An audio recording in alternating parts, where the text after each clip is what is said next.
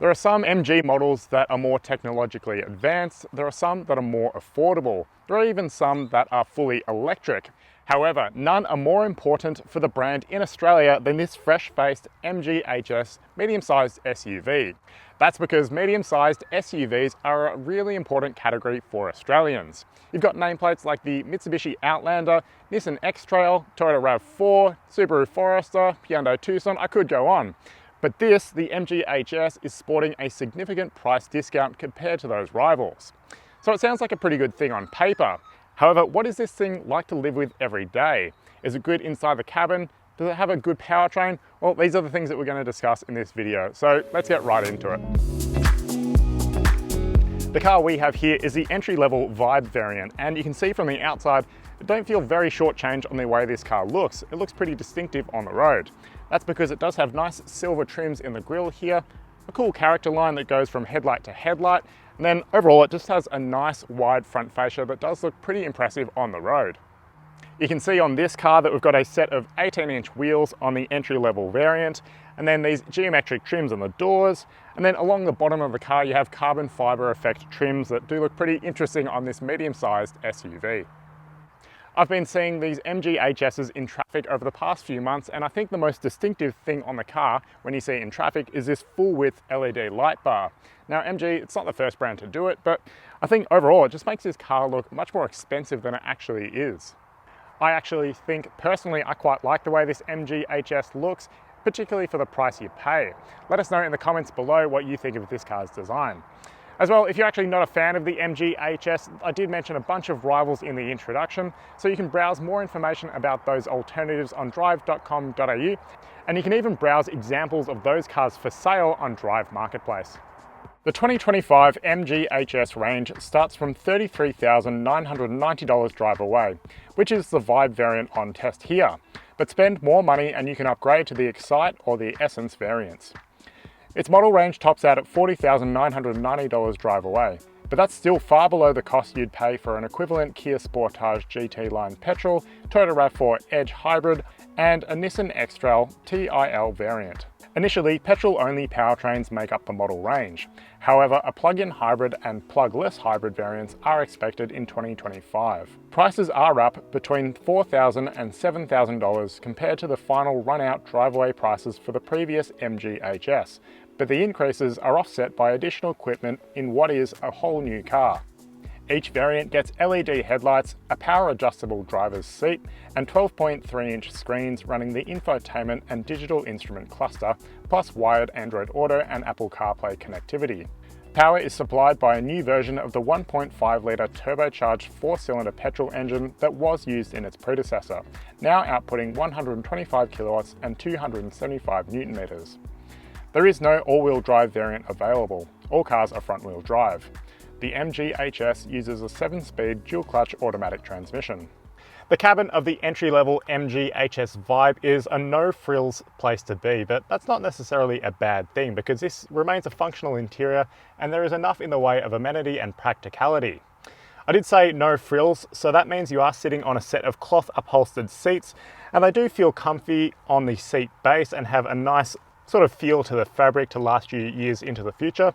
That just doesn't have that much side support, so you do feel like you aren't bolstered when you are going through corners. Talking cabin materials elsewhere, it's nice to see that MG has placed soft touch elements around the center console compartment, even up on the dash and the door panels too. However, there are sort of scratchy plastics around the center console internally here and around the gear shifter. It does feel pretty scratchy, but overall, the materials used inside this MG HS is pretty nice even for an entry-level variant. One thing I do find annoying is the MG HS, it doesn't have a climate control function, and you do have to dive into the infotainment to change those settings. As well, there's no shortcut. So for example, when you are in Apple CarPlay, you have to dive out of that, go into the main menu, select a different tile, then go into the air conditioning functions. It's just too many steps. Storage around the center console, it is pretty abundant. You've got a central compartment here that does feel quite deep for bigger items, a little phone slot here, however, it's not wireless charging. Dual cup holders, there are USB-A ports, it's not USB-C. I'm surprised they didn't make that change with this facelift MG HS, but you also have a 12-volt port, so that is handy to have for charging larger devices. There are dual 12.3-inch screens running the infotainment in this MG HS, and that is pretty impressive considering this is the base spec variant in the range. On other cars you find in the medium SUV space, from the entry level you do have sort of below 10 inches as standard, so this car is doing quite well in that regard.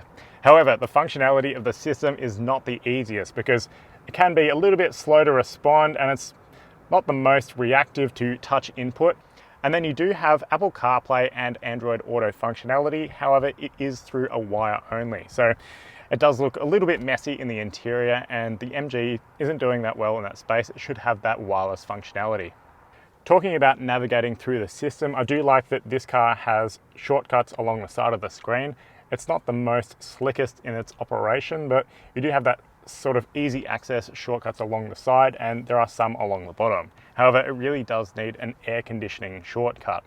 Now, in front of the driver is a 12.3-inch digital cluster, which does have two varying displays that you can cycle between, but it doesn't have that much in the way of information display. You can only see little pockets of information on the right-hand side, so I wish they did a little bit more in that regard.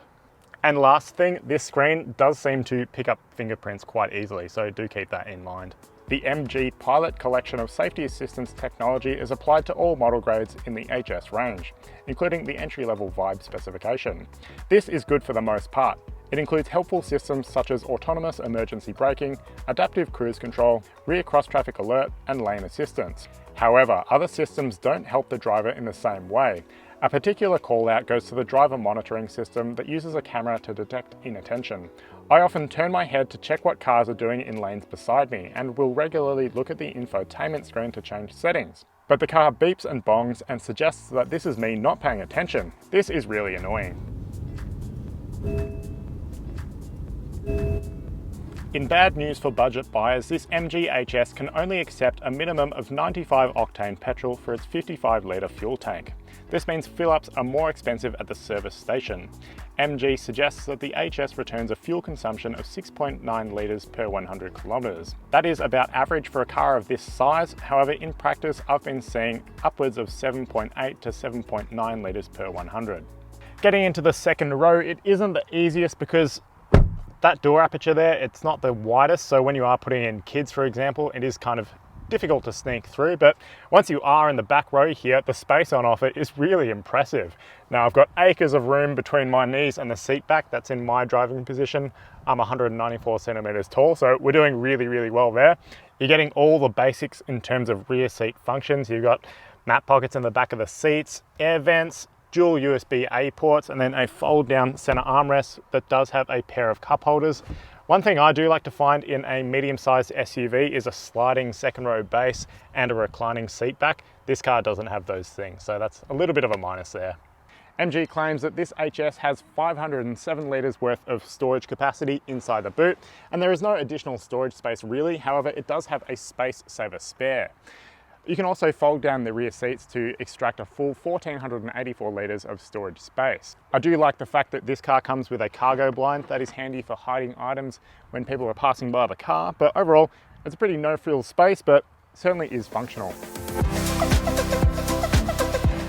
Well, behind the wheel of the MG HS, I'm finding that the ride comfort on the whole, it's pretty soft and floaty. We're going over speed humps around this suburban street at the moment, and it does a good job at eating up those larger impacts, but the downside of that, it does feel a little bit floaty and a little bit roly-poly when you are going through faster bends. So you end up having to brace yourself on the center console and door panel just to sort of stay in your seat and not slide about.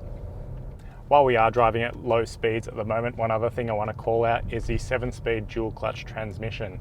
It is not the best operator when you are going at slow speeds because it does have a little bit of hesitation as it tries to find the right gear to be in, and it's just not the most sort of refined unit that you do find on the market. I've found when I am going from drive to reverse, if I'm trying to do a parallel park on the street, it can be a little bit indecisive in supplying power output, so that is a little bit annoying. On the whole, it is pretty quick to exact gear shifts, but yeah, it's just that low speed sort of fumbling nature that you don't really like in a car like this. That 7-speed dual clutch automatic transmission is connected to a 1.5 litre turbocharged 4-cylinder petrol engine that does output 125 kilowatts of power, and that does feel like more than enough for a car of this medium SUV size. And when you do put your foot down, it does, although it takes a little bit of time to give you full outputs, it does provide a nice shove when you actually are in the power band. In saying that, there was an instance this morning where I pulled out onto a main road and gave it the full beans because a car was coming up behind me, and this car gave me absolutely nothing. So that was really alarming for me and something that you really don't expect. It just didn't provide full power output, and it's only been that single instance, but it's just one of those things to keep in mind with this MG HS. Leading into the overall comfort of this MG, I find that the cabin noise is pretty subdued, and when you are going at higher speeds in this car, it doesn't feel like there's that much noise coming into the cabin. On the flip side of that, you do hear a fair amount of engine noise, and it's not the nicest note. It does sound a little bit like a hairdryer at full volume. So it's true that this is no sports car. It's a medium-sized SUV, so you don't expect that much of an engine noise, but just one of those things to keep in mind. And leading into that, although this car, it doesn't have the nicest steering quality, it is light. And although you're not getting sort of ultimate feel and feedback from the steering system, it does remain an easy car to maneuver in town and into car parking spots.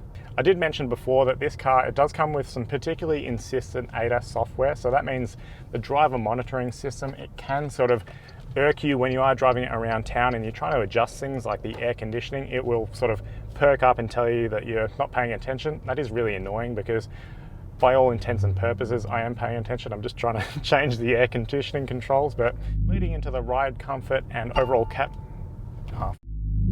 and then there are bits and pieces like the speed sign recognition, which doesn't always pick up the right sign. So I was going through a school zone earlier today, however, it was out of those hours and it was still showing 40 kilometers on this car's digital instrument cluster, and then beeped at me because of it. So that is really annoying in this thing. On the whole, I think the MG HS experience is best summed up in a series of pros and cons. This is a really affordable car. At $33,990 drive away, this is great buying for the money. And then it's matched by cheap servicing and a long 10-year warranty. On top of that, you don't feel shortchanged inside the cabin on features or comfort. It is a really functional and actually handy place to spend time. The driving experience is not the most refined though. The 7-speed dual clutch transmission, it can be a little bit jerky in certain scenarios. And then the engine, it just doesn't sound like the most refined unit on the market. But on the whole, this is a really impressive car and it is certainly a big leap over its predecessor. If you've liked this video or learned something interesting about the MG HS, please show your support by giving us a like on YouTube and consider subscribing to get all of our future content too. You can read a full review on this car, the MG HS Vibe, on Drive.com.au.